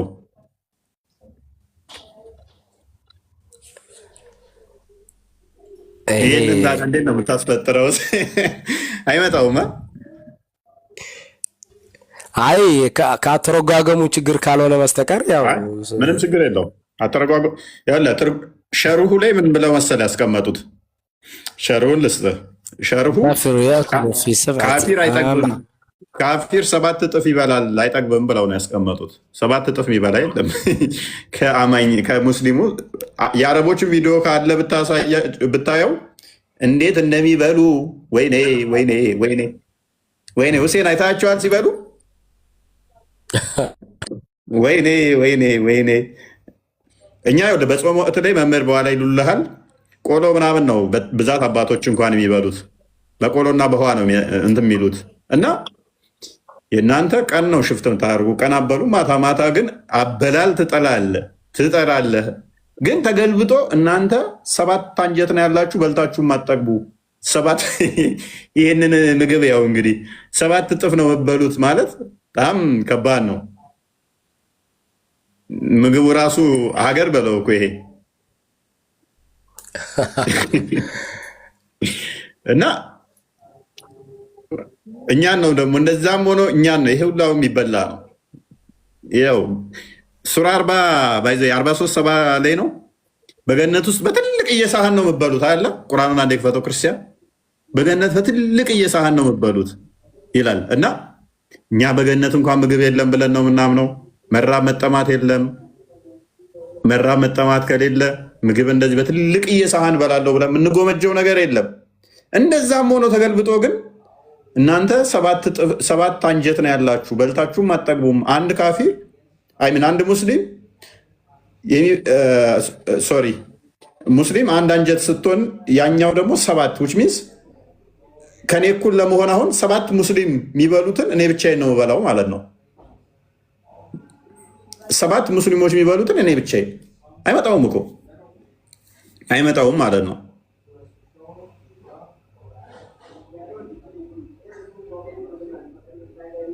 መጥፎ ስራ ሰው ቢጤዋን እንጂ አይመነዳም። እርሱ ምእምን ሆኖ ከወንድ ወይንም ከሴት በጎን የሰራ ሰው እነዚያ ገነት ይገባሉ፣ በእርሷ ውስጥ ያለ ቁጥጥር ይመገባሉ። በቃ ማንም የሚቆጣጠር የለም በለው ነው። 43 ነው ባልሳሳት። በትልቅ እየሳህን የሚበሉት ደግሞ ይሄ አለ ቁጥጥር ይበላሉ። እኛ ጋር ግን ቁጥጥር አለው አበላልህ ራሱ።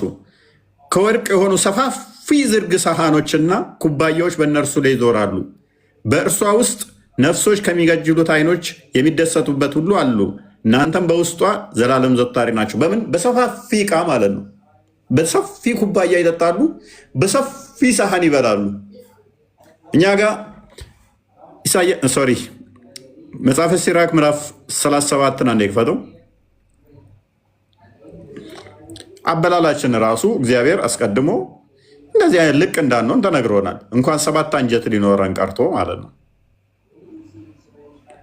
ታዲያ ምግባችሁን አትስጡ ከተባለ ካፊሮች 7 አንጀት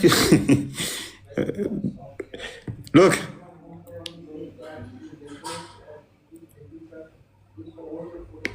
ቁጥር 29 አካባቢ አድርግልኝ። በታላቅ ማዕድ በተቀመጥክ ለመብላት ጉሮሮህን አትክፈት፣ በውስጡም ብዙ ስሩ አትብላ። ሉክ ስትበላ ራሱ እያላችሁ የሆነ አፋችሁን ከፍታችሁ እንዲያስጠላ ሰዎችን እንዲዘጋ ታደርጉ ነው። የሰው አይን ክፉ ነውና አስብ፣ ከሰው አይን የሚከፋ ከላይ ያላነበብኩት አለ። ከፍ አድርገው ላንብበው። በታላቅ ማዕድን ብትቀመጥ ለመብላት ጉሮሮህን አትክፈት፣ በውስጡም ብዙ ስሩ አትበል። ማለትም በጣም ብዙ ስሩልን ወይም ደግሞ ስሩልኝ ብላ አትናገር ነው። የሚበቃህን ያህል አሰርተህ ብላ ነው እያለ ያለው። የሰው ዓይን ክፉ እንደሆነ አስብ፣ ከሰው ዓይን የሚከፋ ምን አለ? ስለዚህም ነገር የሰው ዓይን ታለቅሳለች። ላየኸውም ሁሉ አትሳሳ፣ እጅህንም አትንከር። ድስቱን ወደ አንተ አትጎትት፣ ድስቱንም አትጥረግ። ባልንጀራህ ያቀረበልህን ሁሉ እወቅ፣ ያቀረበልህንም ሁሉ ተረዳ። ያቀረቡልን እንደ ብልህ ሰው ሁነህ ብላ፣ ባልንጀራህንም እንዳታጸይፍ፣ ስታላምጥ አፍህን አታጩህ። ከሰው ሁሉ አስቀድመህ ተው፣ አትሳሳ፣ እንደማይጠግብ ሰውም አትሁን። ማግበስበስ ማለት ነው። ለምሳሌ ቅድም ለ10 ነው ተሸክመውት የመጧት የቅድም ያሳየኋችሁን ቪዲዮ። እንደማይጠግብ ሰው መሆን አያስፈልግም። በነገራችን ላይ ልካችንን አውቀን መመገብ ጤናማ ስለሆነ ማለት ነው።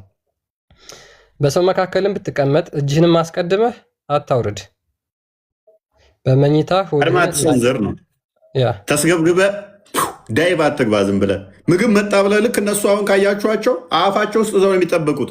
አላህ ሲባል ቶሎ አታደርግ። እነዛ ምግቡ እንዲህ ካለ ልክ ድምፅ ሲሰሙ በቃ የሆነ እንትን ነው ይመስለው። አታደርግ። እንደዚህ ምንድን ነው መስገብገብ? ሰው በምግብ ብቻ አይደለም የሚኖረው በእግዚአብሔር ቃልም እንጂ። ቀጥል። ያ በመኝታ ሆድህ እንዳይከብድህ ጥቂት እንደሚበቃው እንደ አዋቂ ሰው መጥነህ ብላ። ምንድነው ጥቂት? እንግዲህ የሚበቃችሁን ያህል።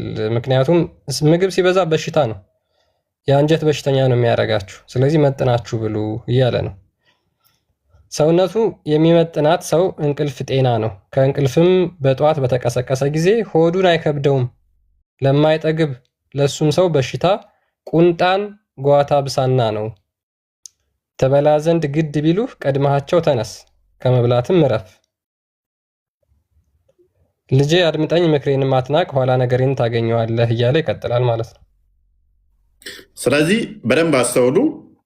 ይህ ከአቅማችሁ በላይ ምግብ አታግበስብሱ። ይህ ክርስትና ስነ ስርዓታዊ አስተምሮ ስርዓታዊ ነው። ዝም ብለህ መጣልኝ ብለህ ሰው ቤት ሄደ ተጠርተ ሄደ ጥልቅ አትበል። ዳይባት ትተጀል አታደርገው። ደግሞ ስትበላም ደግሞ አፍህን ከፍተህ ሰዎቹ እንዲጸየፉ አታደርግ። እጅህን ደግሞ የላስ ክላሱም አትበል። ቡኻሪ 54 56ን ክፈተው። በእስልምና ውስጥ እንዴት ነው የሚበላው?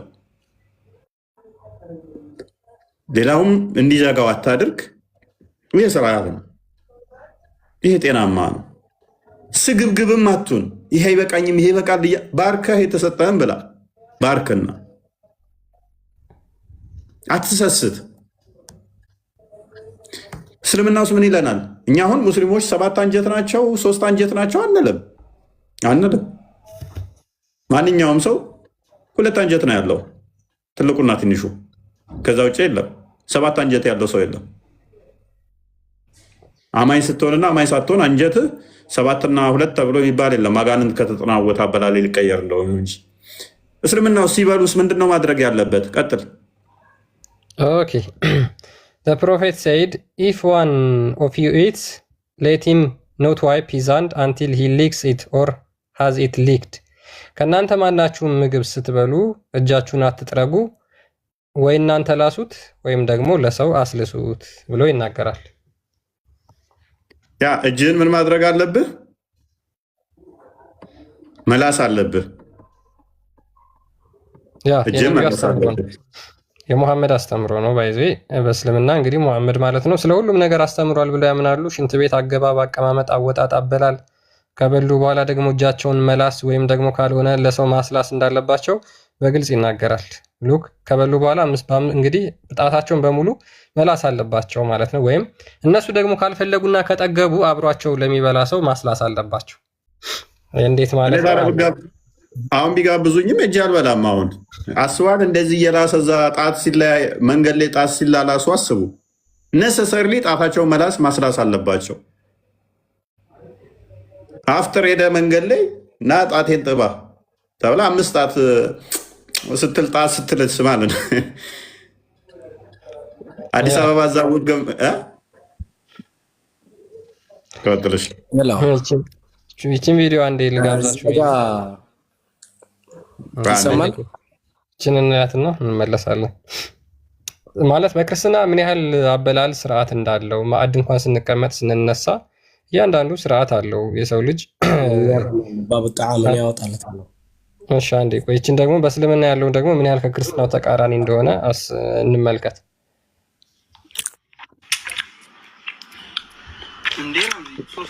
ቆይ ግን ሁሴን አንተ እንደዚህ ትልሳለህ እጅን ማዕድ ከቀረብክ በኋላ ከተነሳህ በኋላ ሁሴን ወይም ኢብራሂም ወይም ሀቢቢ ቆይ ታስረዳኛለህ። እንደዚህ ትልሳለህ ጣትህን? ማለት እኔ ያው ልሳለሁ፣ ምክንያቱም ምግብ ያለው ከታጠበን ያው እንደ እንትን ነው የሚታየውና እስራፍ የሚባል ነገር አለ። እሺ አንተ ከጠገብክ ለጓደኛ ወይ ታስልሳለህ? ታስልሰዋለህ ለጓደኛ? ኖ አስልሱት የሚል የለም። ይኸውልህ ዳይሬክት ትራንስሌሽን ስለሆነ ኦር የምትለዋ አስልሱ ወይ ላሱ ወይ አስልሱ ነው የሚለው ሐዲሱ። አንድ ሐዲስ አለ፣ በጣም ብዙ በርካታ ሐዲስ ነው ያለው በነገራችን ላይ። ቆይ ይሄንን እንደማይል ላስደምጣ እንዴ። ይሄ ኦር የምትለው ዝም ብሎ ነው የጀመረው። ቆይ ችግር የለም ዴፊኒሽኑ ነው እንጂ አንዴ ላሱ አንዴ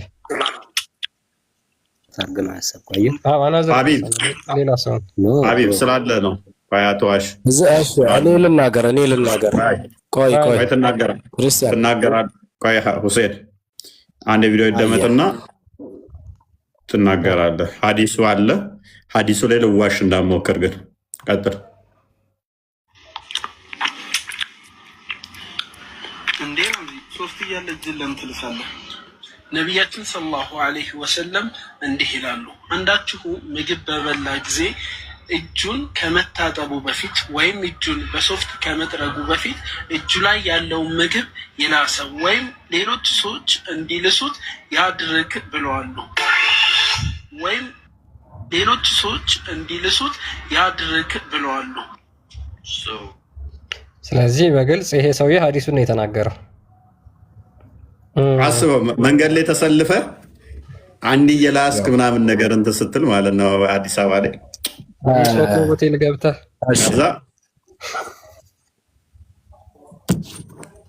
ምንድን ነው ያልከው? ከጓደኛ ጋር 5 ኮከብ ሆቴል ገብተህ እንካ እባክህ ጠግቤያለሁ ጣቴን ላስልኝ። ከዛ ደግሞ አዳምጠኝ ትቀጥላለህ። ከዛ ደግሞ እናንተ ሆዳ ችጋራ ወይ ስግብግብ ሲልህ ማለት ነው የእኛን አያችኋል። እጅህን ዝም ብለህ ቀድመህ አትንከር። እጅህን እንትን አትበል፣ አትስገብገብ። ቀድመህ ተነስታጥር ምናልፍ ሜቢ ይሄን ነገር ግን እፎይ ለምሳሌ ተቃውመውት ነበር አንዳንድ የማያውቁ እህቶች፣ በተለይ ሙስሊሞች ማለት ነው ሙስሊም ሴቶች እንዴት ነብያችን እንደዚህ አይነት ነገር ያዛል? አንዴ እንቀጥለውና ችግር የለውም ትቀጥላለህ። ቤታችን እንቀጥለው። እኔ ላስረዳ እዛ ጋ አሁን አይ ገብቶኛል። የምግቡ በረከት ቤቱ ጋር እንደሆነ ስለማታውቁ ታውቃለህ።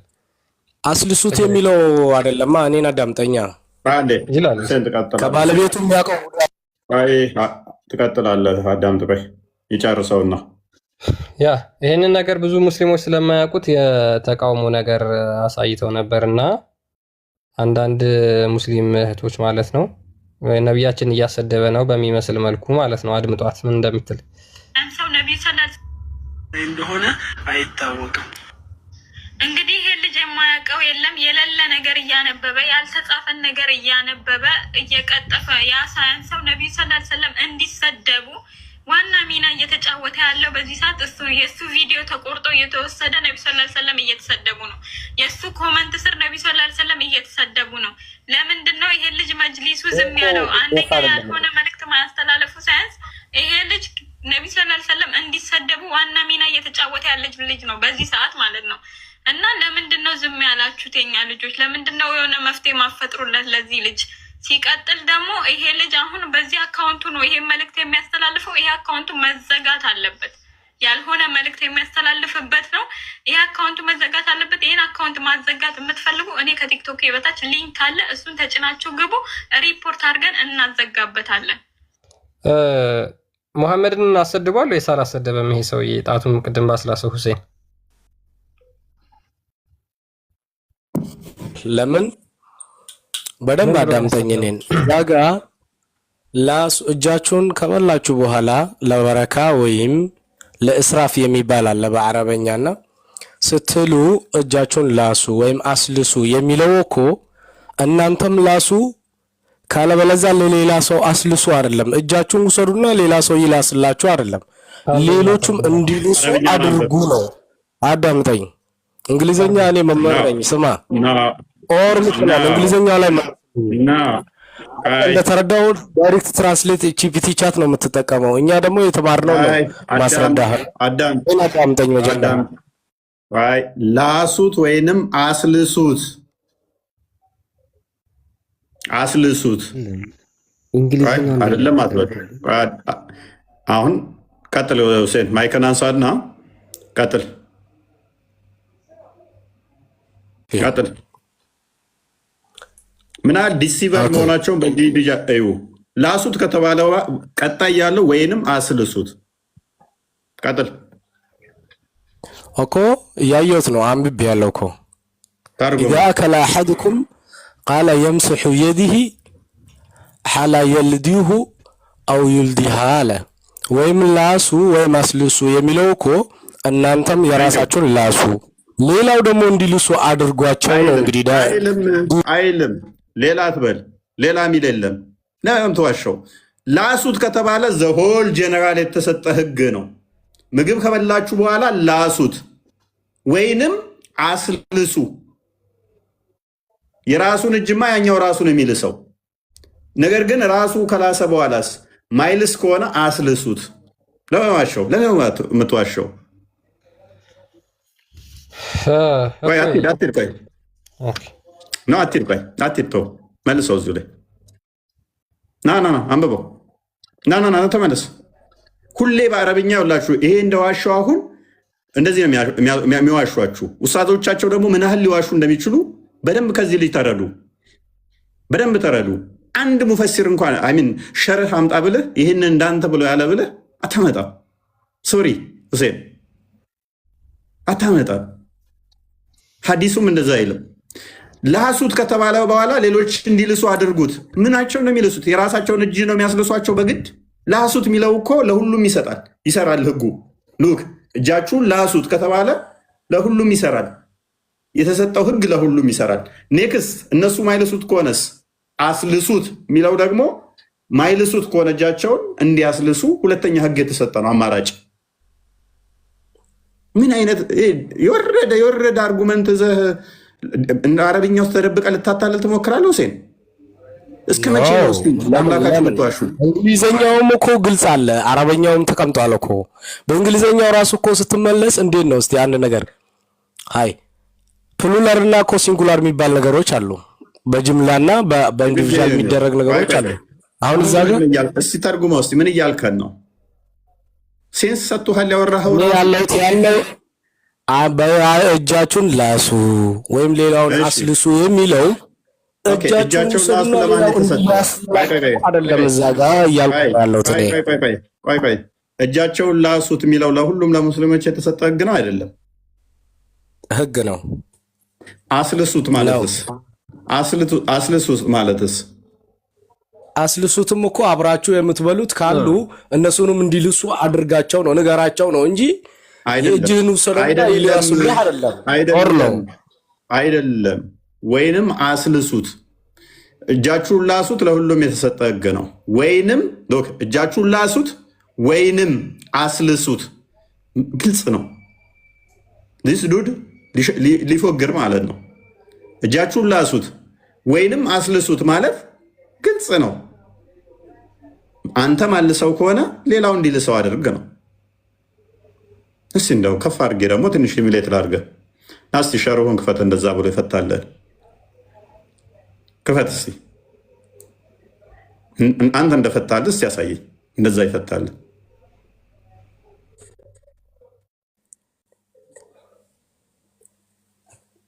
ምን አንተ እንደዋሻው አንተ ዲሲቭ እንዳደረግከው እንዳጭበረበርከው እስቲ ለማጭበርበር የሞከረ እስቲ የነብይህን ንግግር እንግዲህ እኛ የተማርነው እንደዛ ነው፣ በዳይሬክት ትራንስሌቱ ሳይሆን። አንተ አልተማርክም እንደዛ። ለምን ተዋሻለህ? ለምሳሌ አሁን ቅድም የሰራው ልጁ ትክክል ነው። ሌሎችም አሉ እንደዛ አሉ። ቪዲዮ እኔ ላይ ሰርተውብኛል። በዚህ ላይ ለምሳሌ ንጽጽር የሚሰሩ የአንተ እንትኖች እዚህ የምትከታተሏቸው ምላሽ ብለው ለእኔ ሰርተዋል። የቅርብ ሰውን ነው የሚያስልሰው ምናምን ብለው ለመሸፋፈል ነው የሞከሩት። እነሱ ጋር ቢያንስ ትንሽ ከአንተ እነሱ እንደውም ይሻላሉ ይመስለኛል። የሚያስልሱት የቅርብ ሰዋቸውን ነው ጓደኛቸው ወይም ቤተሰቦቻቸው ምናምን የሚያስልሱት ብለው ኡስታዞች እንደዛ ነው ምላሽ ለመስጠት እንኳን የሞከሩት። ታስታውሳለህ? ክርስቲያን እዚህ ላይ ምላሽ ሊሰጡበት ሞክረው ነበረ። የሆነ ቪዲዮ ላይ ሪያክሽን ሰርተውበታል። ቅድም እዛ ጋር ያሳየህን ሪያክሽን ደግሞ እሱን ቶ ይህንኛውን ቶ ምላሽ የሚሰጡት እዚህ ጀማዎች አንተ ንጽጽር ያውቃሉ የሚባሉት እንኳን ለመመለስ የሞከሩት እንዴት ነው የቅርብ ሰዋቸውን ጓደኛቸውን ቤተሰባቸው ምናምን እንደዛ ነው የሚያስልሰው ብለው ነው ምላሽ ለመስጠት እንኳን የሞከሩት። እንዳንተ ቢያንስ ቀጣፊ ያደርጉ ማለት ነው። ቢያንስ እነሱ ተሽለዋል። ኤኒዌይስ አሁን መረጃ ማምጣት ትችላለህ። እንዳንተ እስቲ ዋሸ፣ በዛውም ለወደፊትም እንዳንተ ወራዳና ውሸታም ሌላ እንዳለ እንድናውቅ እስቲ አንድ ይህንን ሸርህ ያደረገ እንደዛ ብሎ እስቲ ያሳየን። ወራዶች ውሸታሞች ብዙዎች ስላሉ በእስልምና ውስጥ አንተ የዛን የወራዳና ውሸታም ጽሑፍ አንብበህ ከሆነ እስቲ ያሳውቀን እንወቀው። ችግር የለውም እኔ አመጣልሃለሁ። ሐዲሱን አምጥቼ እንትን አደርግልሃለሁ። አሁን የለም ሐዲሱማ ተከፈተልህ እኮ ከነ ደሊሉ እኔ ይዤልህ መጣና በሌላ ሰው አስልሱት የሚል ደግሞ አለ። በቃ ሌላ ሰው ማስልሱት የሚልም አለ። አክቹዋሊ ፎር ኤግዛምፕል ይኸውልህ አዳምጠኝ። እዚህ ጋር የተመሳሰለ ቆይ አንድ ጥያቄ አንዴ በቃ በነገራችን ላይ እንደዚህ መካዳቸውን አንጠላውም። ለምን ምን ያህል እንደሚያሸማቅቅ እየተረዳን ስለሆነ ማለት ነው። በቀጥታ የሚናገረው ነገር አለ። ምን ያህል የሚያሳፍር የሚያሸማቅቅ ነገር ይሄ ከስነ ምግባር ያዳምጠኝ። እዚህ ጋር እኮ ትምህርት ልንወሳሰድና ልንማማር ነው። ሁሴን ጨርሳለህ አንተ። ደሊሉን ይዘህና ደሊል ሳታመጣ ካሁን በኋላ ትንፍሽ ማለት አይፈቀድልህ። ቅድሚያ ደሊል ታመጣና ነው ከኔ ጋር የምታወራው። እኔ ውሸታም በጣም ነው የሚያስጠላኝ። አለማወቅ አንድ ነገር ነው። ብሰድበኝ ይሻለኛል። የሚዋሸኝ ሰው በጣም ነው የሚያበሳጨኝ፣ በጣም የሚያናድደኝ። በአንተ ቤት አሁን ልደልለን በቃ ልፎግራል ማለት ነው። ማናቅ ቢሆን ኖሮ ከስር ያሉትም ቢሆን ትፎግራቸዋለህ። ማያውቁ ቢሆኑ ፎግሮ ትክክለኛ መልስ ልሰጥበት ነው። ካላወቅ አንተ ትሰጥበታለህ። በቃ ምንም አታውቅማ እንዴ እጅህን ላሰው አሊያም ማስልሰው እየተባለ አይ ኤኒዌይስ ቀጥል ክርስቲያን። ኧረ በግልጽ ነው የሚናገረው። ሌላ ሀዲስ ላይም በጣም ብዙ ሀዲስ ላይ ነው ያለው። በነገራችን ላይ ሀሳቡ አንድ አይነት ቢሆንም ብዙ ሀዲስ ላይ አለ። ሱናን አቢ ዳውድ 3847 ላይም ኢብን አባስ እንደተረከው የአላህ መልእክተኛ እንደዚህ ብሏል ይላል። ዌን ዋን ኦፍ ዩ ኢትስ እንግዲህ በነገራችን ላይ 4000 ምናምን ሰው አለ። ስንት ምሁር አለ እንግሊዘኛ የሚያውቅ በጣም ብዙ ጎበዞች አሉ። ነገሮችን አንደርስታንድ የሚያደርጉ እኛ የምናነበውን ነገር በደንብ መረዳት መተርጎም የሚችሉ ስላሉ እናንተ ለራሳችሁ የህሊና ዳኛ ሁኑና የምናነበውን አብራችሁ ተከታተሉ። ዌን ዋን ኦፍ ዩ ኢትስ ከእናንተ አንደኛችሁ ምግብ ስትበሉ ይላል ሂ መስት ናት ዋይፕ ሂዝ ሃንድ ዊዝ ኤ ሃንድ ክርቺፍ ቲል ሂ ሊክስ ኢት ኦር ጊቭስ ኢት ቱ ሰማን ቱ ሊክ። ከእናንተ ማናችሁም ምግብ ስትበሉ እጃችሁን መጥረግ የለባችሁም እስከ መቼ ድረስ? ወይ እጃችሁን እስከምትልሱ ድረስ ወይም ደግሞ በሌላ ሰው እስከሚልስላችሁ ድረስ። ኦር ጊቭስ ኢት ቱ ሰማን ቱ ሊክ። ምንድነው የምትሰጡት? እጃችሁን ለሌላ ሰው ሰጥታችሁ እንዲልስላችሁ አድርጉ ከመጥረጋችሁ በፊት። እግራቸውን ነው የሚያስልሱት። ተው ክርስቲያን ተሳስተሃል። እጃቸውን አይደለም።